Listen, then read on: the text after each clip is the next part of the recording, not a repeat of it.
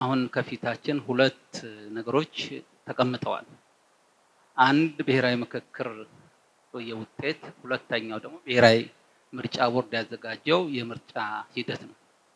እነዚህን ሁነቶች በምን አይነት አግባብ ነው ሊፈቱ የሚችሉት የሚል ነገር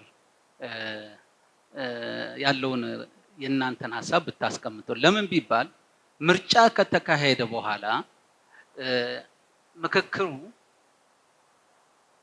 ለውጥ ቀያሪ ቢሆን በምን አይነት አግባብ ምርጫውን ወደ ኋላ ቀልብሶ በምክክሩ የመጡትን ሀሳቦች ሊያስተናግድ ይችላል የሚል ነው። ፖለቲካ ስርዓት የሚወሰንበትን የምርጫ ስርዓትን በተመለከተ ተስፋ አድርገን የነበርነውና በምክክር ኮሚሽኑ ስራዎች ተሳክተው ኦር ተቋጭተው ለምርጫ ይቀርባሉ ብለን ያሰብናቸው ነገሮች በአሁኑ ሰዓት ተስፋ የምናደርግባቸው አልሆኑ። ከዚህ አንፃር ከጊዜው አንፃር ነው ይሄን የምለው። ቢኮዝ ቀሪ ጊዜ ለምርጫ ወራት የምክክር ኮሚሽኑ ስራዎች በዝርዝር አሁን ወደፊት የሚቀሩት ምን ያህል የሚለውን ስንመዝን ተስፋ የሚያስቆርጥ አይነት ነገር ላይ ነው ያለነውና ከዚህ አንፃር ምክክር ኮሚሽኑ ይሄንን ትልቅ የፖለቲካ መወሰኛ ሂደት ስራውን ለዛ ከማድረስ አንፃር ያለው ፋይዳ እንዴት ነው የሚገመግመው? ጥያቄ ደግሞ የሚሆነው ምንድነው? ይህ የምክክር ኮሚሽን ያው የሚደረግበት ወቅት በራሱ ከዚህ ከምርጫ ወቅት ጋራ ተያይዞ በአንድ ሲዝን በአንድ አመት ውስጥ በሚካሄድ በመሆኑ ይህን የምክክር ኮሚሽን መንግስት እንደ አስፈላጊነቱ በስውር እጅ ለራሱ አላማ ሊጠቀምበት እየፈለገ ነው የሚል የሚታማ ነገር አለ። ስለዚህ ይሄን ነገር ላይ እንዴት ነው እርግጠኛ መሆን የሚቻለው? መንግስት በሰላማዊ ትግል ማሸነፍ አይቻልም። ስለዚህ የትጥቅ ትግል መፍጠር አለብን፣ በትጥቅ ትግል መሳተፍ አለብን ብለው የወጡ ወንድሞቻችንም አማራጭ የወሰዱት መንገድ ስህተት ነው። ስለዚህ በውይይት የሚፈልጉትን ማግኘት ይችላሉ በማለት ለማወያየት የሚፈልጉ ወይም ደግሞ የሚገባቸው አካላትን በመመልመል ለውይይት እንዲቀርቡ መንግስት አሁንም ቢሆን ጥረት ማድረግ አለበት። ምክንያቱም መንግስት ማለት አባት ነው፣ እናት ነው። አገሪቷን ሰላም ማስፈን የሚገባው የህብረተሰቡ ሰላምና ነፃነት መጠበቅ የሚገባው መንግስትና መንግስት ስለሆነ የውይይት በሩን ክፍት ማድረግ መቻል አለበት። ታጣቂዎች በሶስተኛ ወገን ከፈለጉ ሶስተኛ ወገን፣ እኛ እንደኛ እምነት ግን በራሳችን በጋራ ምክር ቤትም ሆነ በሃይማኖት አባቶች፣ በተለያዩ ተጽዕኖ ፈጣሪ ዜጎች እነዚህን በማሰባሰብ እነዚህ በረሃ ያሉ ወንድሞቻችን የሚጠይቁበት መንገድ ቢመቻች ውክልና ቢደረግላቸው የሚል እምነት አለን። ሌላኛው በተለይ ሁለት ነገሮች ላይ ዋና ተግዳሮት ከሚባሉት ውስጥ ፖለቲካ ፓርቲዎች ተሳትፎ እውን አለመሆንና የታጠቁ ኃይሎች የሚባሉ ጉዳዮች እንዴት ነው ያያችሁት? ኮከስ በሚል ከመጀመሪያውም ያልተሳተፈ አካል አለ። ወደ 5 ነጥቦች በዝርዝር ቀርበዋል። ቀሪ 3 ፓርቲዎች ደግሞ በኋላ ወጣዋል። ይሄን ጉዳይ እንዴት አድርገን ነው ወደዚህ መድረክ ውስጥ አምጥተን ችግሩ እንዲፈታ ማድረግ ምንችለው? ከኛስ ምን ይጠበቃል? ከናንተስ ምን ይጠበቃል? ክሊርሊ ጀስቲፋይ አልተደረገም ይሄን ጉዳይ። የምርጫው ጥያቄንና የምክክር ሂደቱ በአንድ ሰሞን አካባቢ መገናኘቱ ችግር ነው የሚል ነውና እዚህ ላይ ይሄ እኛ የምናደርገው የኛ ሂደት መንግስታትን ትራንሰንድ የሚያደርግ ነው። ይሄንን ምክክር ኢኒሼት ያደረጉት የፖለቲካ ፓርቲዎች፣ ሲቪክ ኦርጋናይዜሽን፣ መንግስት በአንድ ወቅት ኢኒሼት ያደረጉት ቢሆንም ኢኒሼትድ ከሆነ በኋላ የራሱ ሂደት አለው። በምንም ነገር እንዲሁ በድንገት የሚገደብም አይደለም። እንዳያችሁት ደግሞ በጣም አካታች ለመሆን ህዝብን ያማከለ ሂደት እንዲሆን ከፍተኛ ጥረት ለማድረግ ስለተወሰነ ጊዜ ወስዶብናል።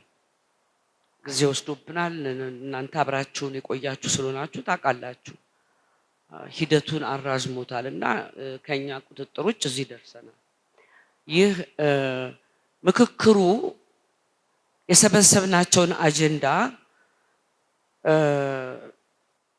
የተሰበሰቡትን አጀንዳ የምክክሩ አጀንዳ ይሆናሉ የሚባሉ ነጥቦችን በመቅረጽ ሂደት ላይ ነን ያለነው። ያንን ግን ስናረግ ከናንተ ጋራ እንደገና መገናኘታችን አይቀርም። ምክንያቱም የሁላችሁንም ግብአት እንፈልጋለን። በጣም ሴንሲቲቭ ስራ ነው። በሌላ መድረክ እንገናኝና በዚህ በአጀንዳ ሴቲንጉ ላይ እና በአጀንዳ ቀረጻው ስራ ላይ እንነጋገራለን እና ያ አጀንዳ ከተቀረጸ በኋላ የሚጠራው ምክክር በቀጥታ የምርጫውን ሂደት ኢምፓክት የሚያደርግ ነው ተብሎ ተሰክቶ ነው። ምን እንደሆነ አልገባኝም። ምንም አይነት ምክር ሀሳቦች ከዛ ምክክር ቢወጡ ምርጫን የሚያሰናክሉ ወይንም ምርጫን የሚያስቀሩ አይሆኑም። ባሉ መሰረታዊ ችግሮቻችን ላይ ተነጋግረን የምናገኛቸው ምክር ሀሳቦች ራሳቸውን ይዘው የሚሄዱ ናቸው። መንግስት ተለወጠም አልተለወጠም ኢምፓክት አያደርግም። የኢትዮጵያ ሕዝብ ተሰብስቦ የወሰናቸው ጉዳዮች ስለሚሆኑ ማለት ነው። አናውቃችሁ እናንተ ሪኮግናይዝ አናደርጋችሁም ለሚሉ ፓርቲዎች መልሳችሁ ምንድን ነው? የኔ መልስ እንግዲህ በሪያሊዝም ላይ የተመሰረተ ነው። የሪያሊዝም አንዱ መሰረት ራሽናል ቲንኪንግ ነው፣ ራሽናሊዝም ነው። የሰው ልጅ ራሽናል ቲንከር ተብሎ ነው የሚታሰበው። ስለዚህ ራሽናል ናቸው፣ ልክ ናቸው ብዬ ነው የማስበው። ምን ማለቴ ነው? ኤ ከቢ ጋር እኩል ከሆነ ቢም ከሲ ጋር እኩል ከሆነ ኤ ከሲ ጋር እኩል ነው ብሎ መደምደም ትክክል ነው አስተሳሰቡ። ከዛሬ ጀምሮ ይህን መንግስት አናውቀው፣ ሚሊተሪ አይታዘዝልህም፣ ፖሊስ አይታዘዝልህም፣ ስለዚህ መንግስቱን አልቀበልም። እንደዚህ ከሆነ መንግስቱ ያቋቋመው ስለሆነ ይሄ ሀገራዊ ምክክር የሚባል ሀገራዊ ምክክሩም አልቀበለውም ካለ ራሽናል ቲንከርስ ናቸውና ልክ ናቸው ብዬ ነው የማቆመው። ጥያቄዎችም አጋጥሞኛል በየቦታው ሲሄድ። ለምሳሌ አንዱ ጥያቄ ወደዚህ ሀገራዊ ምክክር ውስጥ መግባት የምችለው ኢትዮጵያ የምትባል ሀገር ከሌለች ነው። የተጠየቁትን ነው የምናገረው፣ ፊት ለፊት ያጋጠመኝን ነው የምናገረው። ኢምፒሪካል ያልኩትም ለዚህ ነው፣ ወይም ፌኖሜኖሎጂካል የኖርኩትን ህይወት ነው የምናገረው። ምክንያቱም ሀገራዊ ምክክር የሚባል ነገር የተቋቋመው በአንዳንድ ቦታዎች ሀገር ልትፈርስ ስትቀርብ ስለሆነ ካልፈረሰች አልመጣም የተሰጠኝ መልስ ነው። ጽፌዋለሁ፣ ይዤዋለሁ፣ ወደፊት በሪኮርድም ያለን ስለሆነ ስለዚህ ሀሳባቸውን ማክበር አሁንም እንዲመጡ ደግሞ ግፊት ማድረግ ወንድሞቼ፣ ያ ነው በጣም ጥበባችሁ። ከተሰጠው ቦክስ ወጣ ብላችሁ አሁንም ቀጥሉ፣ ግፉበት፣ አሁንም ለማምጣት ሞክሩ ብላላችሁ ነገር ከእናንተ ጋር ክብርት ምክትል ዋና ኮሚሽን እንዳሉት ከእናንተ ጋር አብረን ሆነን እነዚያንም እናምጣቸው። እስክትፈርስ ከምንጠብቅ አብረን እንገንባ ባካችሁ ነው ማለታችን። ግን እንቀጥላለን። መልሳቸው ግን ራሽናል መሆኑን በሰፊው መናገሩ አስፈላጊ ነው። ያ በጣም የሚያያዘው መሳተፍ የማይፈልጉ ሰዎች ሰላምን አይፈልጉም ወይ? ከሰላም ከማትረፍ ከግጭት የሚያተርፉበት መንገድ አላቸው ወይ? ምናልባት መሳሪያ የሚያመርቱ ሀገሮች፣ በተለይ ጦር መሳሪያ የሚያመርቱ ሀገሮች፣ የሚያዘዋውሩ ሀገሮች ብዙውን ጊዜ የትኛው እንደሚያመርቱ የትኛው እንደሚጠብቁ ስለሚታወቁ ብዙ መናገር አለብኝ አይመስለኝም። ምርጫንና ምክክርን በተመለከተ ስላላቸው ግንኙነትና ልዩነት በስፋት ዳይሌክቲካል በሆነ መንገድ ጎን ለጎንም እንደሚቻል በተመሳሳይ ደግሞ ቀድሞ አልቆ ቢሆን ኖሮ መልካም ነበር።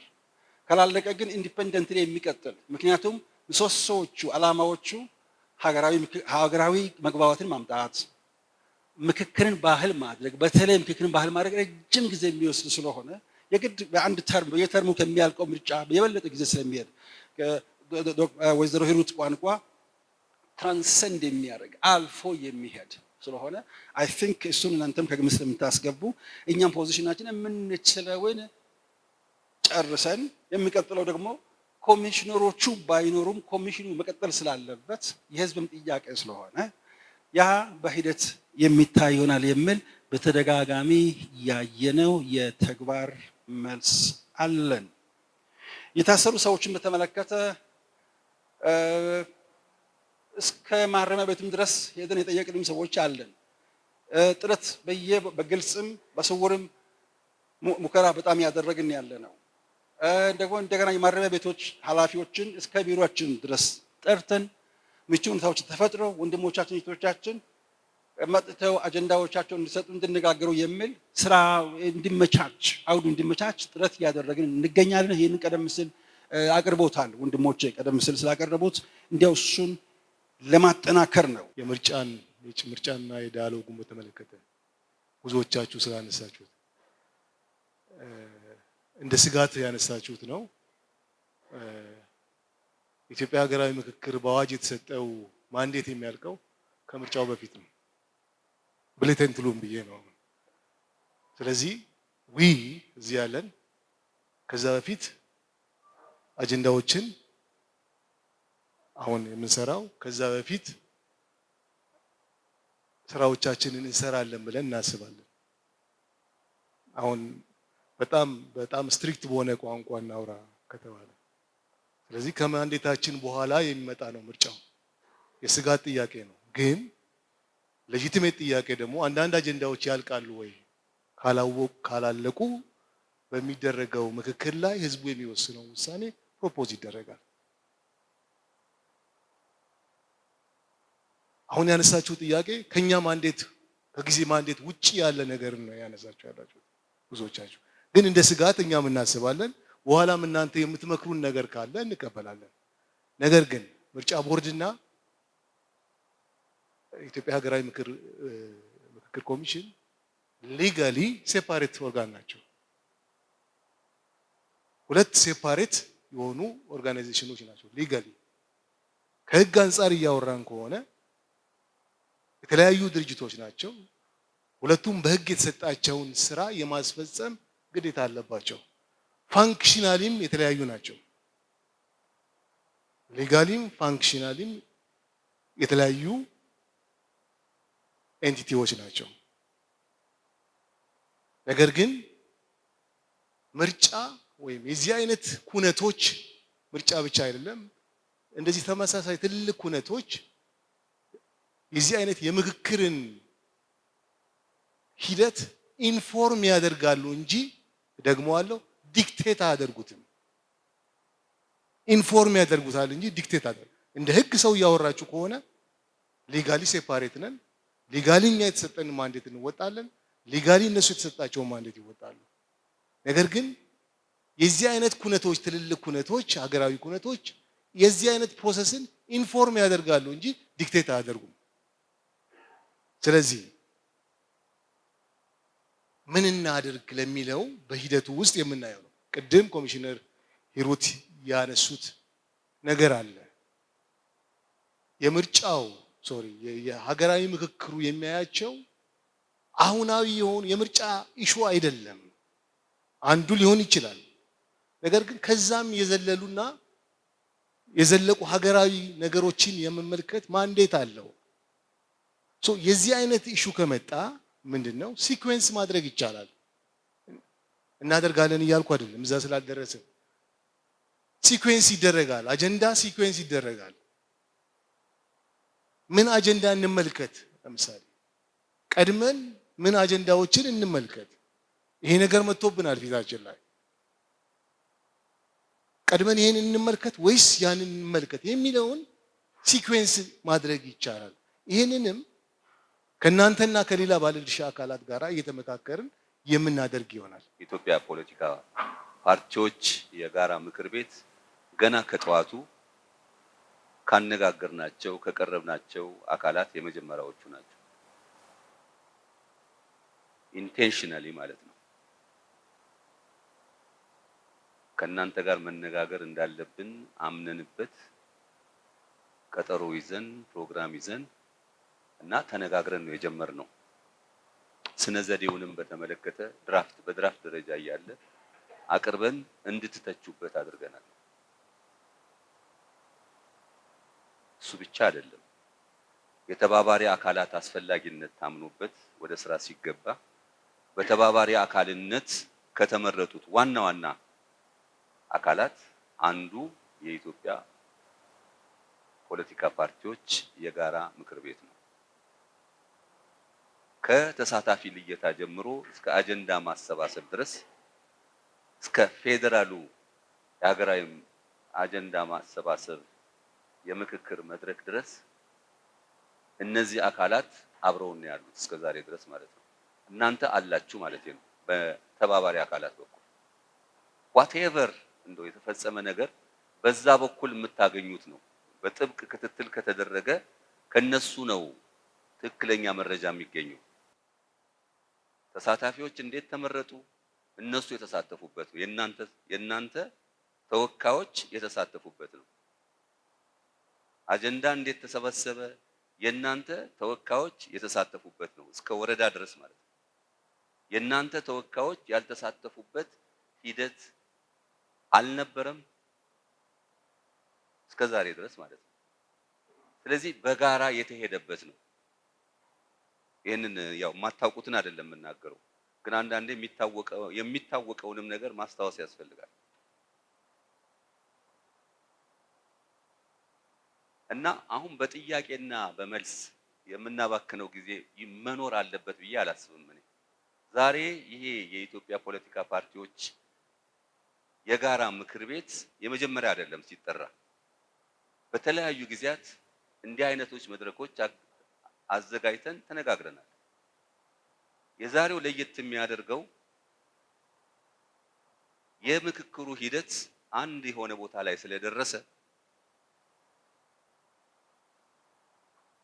የኢትዮጵያ የፖለቲካ ፓርቲዎች የጋራ ምክር ቤት ተወካዮች ተጠርተው እስከዛሬ ያደረግናቸውን እንቅስቃሴዎች በየጊዜው ሲደረግ ነበር።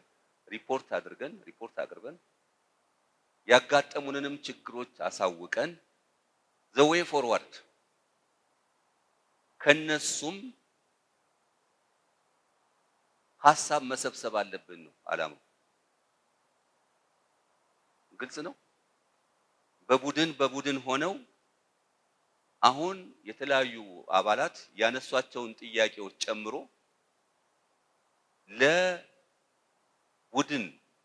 ለቡድኖች የተዘጋጀ የውይይት ጥያቄ መነሻ ጥያቄ አለ። እሱም ተሰጥቶ እዛ ላይ እናንተ ተነጋግራችሁ የምታመጡት ሐሳብ ለኛ ትልቅ ግባት ይሆናል በሚል መንፈስ ነው የተዘጋጀው።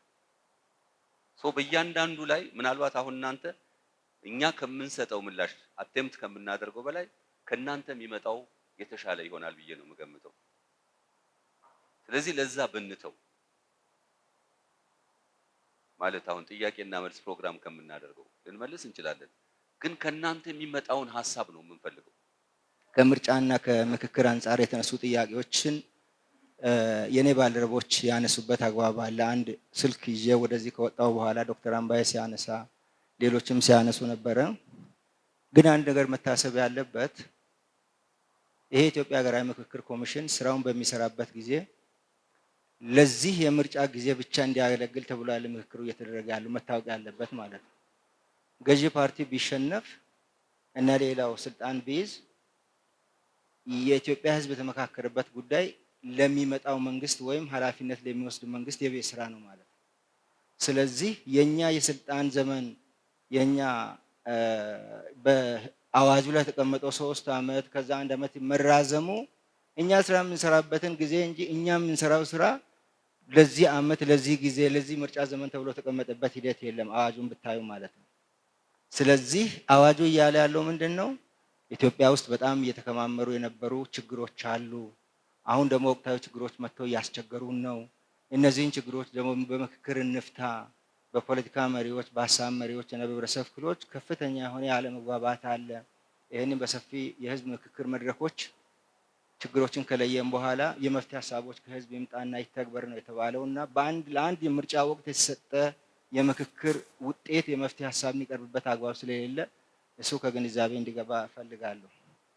በሁለተኛ ደረጃ የተፈናቃዮችን ጉዳይ በተመለከተ አላየሁም የተባለውን በተመለከተ የማህበረሰብ ክፍሎችን በምንለይበት ጊዜ የሰዎች የመፈናቀል ሁኔታ ከአካባቢ አካባቢ ይለያያል እንጂ በተናሱ ቦታዎች ላይ ተፈናቃዮች ስላሉ አንዳንድ ቦታዎች ላይ እነዛን ተፈናቃዮች እንደ አንድ የማህበረሰብ ክፍል ወይም እንደ ኮንስቲትንሲ የወሰንበት አግባብ ስላለ በሌሎች ቦታዎችም እንደዚያ ነገሮች ከሀሳብ የሚደረጉበት አግባብ አለ። ይሄ ከስነ ዘዴያችን ከአሰራር ስርዓታችን ጋር ተከታትሎ የሚሄድ ስለሆነ ተፈናቃዮችን ማካተት እንደምታውቁት የመፈናቀሉ ምክንያት ምንድን ነው?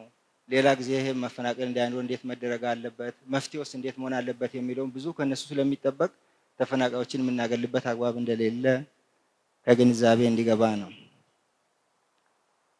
የመንግስት ጣልቃ ገብነት የሚለውን ሳልናገር አላልፍም። አንደኛ የፖለቲካ ፓርቲዎችም ሆነ የተለያዩ ኮንስቲትዩሽን ወክለው የሚመጡ ሰዎች የምንሰራቸውን ስራዎች ያያሉ። እናንተም በተለያዩ መድረኮች ከኛ ጋር እየተገናኛችሁ አጀንዳ በምትሰጡበት ጊዜ መንግስት ይሄን አጀንዳ አትቀበሉ ብሏል ብለን የተውንበት ሁኔታ ካለ እሱን ለትዝብት ለእናንተ መንገር ነው። ሁለተኛ ተሳታፊዎች በሚለዩበት ጊዜ በእናንተ ምርጫ ካልሆነ በስተቀር ይሄንን አስወግዳችሁ እናስገቡ ያልንበት ሂደት የለም። የኛ ስልጣን እንደሚታወቀው የችግሮች መንስኤ የሆኑትን ነገሮች ከህብረተሰቡ በጥናት በተለያዩ መንገዶች ተቀበሉ። የችግሮችን መንስኤዎች ካገኛችሁ በኋላ ደግሞ በአጀንዳነት ቅረጿቸው። ከዛ በኋላ ምክክር ተደርጎ የመፍትሄ ሀሳብ ይምጣ ነው የተባለ። ይሄ ነው የኛ ስልጣን። አንቀጽ 9 ላይ በደንብ ቁጭ ብሏል። አላማው ደግሞ አንቀጽ በአዋጁ ላይ አንቀጽ 6 ላይ ቁጭ ስላለ ከዚህ አልፈን የምንሄድበት ከሌላው መመሪያ እየተቀበልን የምንሄድበትም አግባብ የለም። ለምን የአሰራር ስርዓት እያልን እናንተን እያማከርን ችግር ውስጥ እናንተን እንከታለን? እኛ ስለምን ችግር ውስጥ እንገባለን? መመሪያ ተቀብለን የምንሄድ ከሆነ ማለት ነው። ሁለተኛ በዚህ ረገድ ያሉትን ነገሮች ሁለተኛ ለኮሚሽኑ ንጹህ ሆኖ የመገመት መብትም ስጡ። ንጹህ ሆኖ መገመት መብት ማለት አንድ ሰው ይሄንን አጥፍቷል የሚለውን ከመገመት ይልቅ ተከታትሎ ጥፋት ይሄ ነው ከዚህ ታረ ማለት ነው። የህግ ባለሙያ ስለሆንኩ ነው እየተናገርኩ ያለሁት። ያንተ ችግር ይሄ ነው፣ ተረጋግጦብሃል፣ ከመንግስት መመሪያ እየተቀበልክ ነው፣ አትጠቅምም የሚለውን ነገር ለማለት በእንደዚህ አይነት ሁኔታ ለምንሰራቸውን ስራዎች ገምግማችሁ በዚህ ረገድ ከመንግስት አቅጣጫ ወስዳችሁ እየሰራችሁ ያላችሁት ገለልተኞች አይደላችሁም። ለሀገርና ለህዝብ የምታስቡ ሰዎች ሳትሆኑ የመንግስትን ስራ ማስፈጸሚያ ናችሁ፣ የመንግስት አጀንዳ ማራመጃ ናቸው የሚለውን በተመለከተ በተጨባጭ አምጡና አይ ልክ ነው የተባለው ይሄ ብለን መቀበል እንድንችል እሱን በደንብ ብታሳዩን በጣም ደስ ይለናል። ሁልጊዜ የምንወቀስበት ስለሆነ እኛ ግን በዛ ላይ ይሄድን አይደለም እውነቱን ለመናገር። ምክንያቱም እኛ 10 ሆነ 11 ሆነ ስንሰራ ለህዝብ የምናቀርበው ነገር በጓዳችን የምናደርገው ነገር ስለሌለ ለህዝብ ደግሞ የተደበቀ ነገር ስለማይኖር እሱን በደንብ አይታችሁ አይ አንተ የተናገርከው ስህተት ነው፣ በዚህ ረገድ ይሄ መታረም አለባት ብትሉ በጣም ደስ ይለናል እውነቱን ለመናገር። ዳያሎግ በዚህ ሰሞን ጀምረ ነው። ይሄ ምርጫ ከመጀመሩ በፊት ወይም እናንተ ቅስቀሳ ከመጀመራችሁ በፊት የሚያልቅ አይደለም። አስቡት፣ የኢትዮጵያ አጀንዳ እንደ ፋርክና እንደ መንግስቱ በተወሰኑ አጀንዳዎች ላይ አይደለም የሚጀምረው። የኢትዮጵያ አጀንዳዎች አርብቶ አደሮቻችን ሰጥተውናል፣ ሴቶች ልጆቻችን ሰጥተውናል፣ ሁሉም ማህበረሰብ ክፍል ሰጥተውናል። እነኛ በሚገባ ፊልተር ሆነው በእናንተ ታዛቢነት ፊት ከ1 2 3 4 ከተባሉ በኋላ የሚጀመር ሂደት ነው። አንዳንድ ርዕስ እናንተም መገመት ትችላላችሁ፣ እንዲህ ኦቨርናይት የሚያልቅ አይደለም። የኢትዮጵያ ህገ መንግስት ጫፉ እንዳይነካ ከሚለው ጀምሮ የኢትዮጵያ ህገ መንግስት ሙሉ በሙሉ ይቀደድ እስከሚለውና መጨረሻ ላይ አሜንድድ ይሆንልን እስከሚለው ድረስ ጥያቄዎቹ በጣም ሰፊ ናቸው። ስለዚህ እናንተ እንግዲህ ፖለቲከኞች ናቸው፣ ብዙ የምታውቁ ናቸው። የኢትዮጵያ ህገ መንግስት ዛሬ ቀርቦ ነገ ህግ አውጪው ጋር ሄዶ ወይም ተነገ ወዲያ ህግ ተርጓሚው ጋር ሄዶ ከ3 እና ከ4 ቀን በኋላ አልቆለት የሚመጣ ሂደት በጭራሽ አይደለም። ትራንሴንድ ያደርጋል የምንለው ይሄ ነው። ወንድሜ እንዳሉት አዎ ኢምፓክቱ ትራንሴንድ ያደርጋል፣ ፕሮሰሱም ትራንሴንድ ያደርጋል። በእርግጠኝነት ነው የምናገረው። ይሄኛው መንግስት አልፎ ነገ የሚቀጥለው ዓመት እናንተ ከሆኑ የዚህን ሀገር የምታስተዳድሩት አይቀርላችሁም። ይሄንን ሂደት የምታካሄዱበት ሁኔታ ይፈጠራል።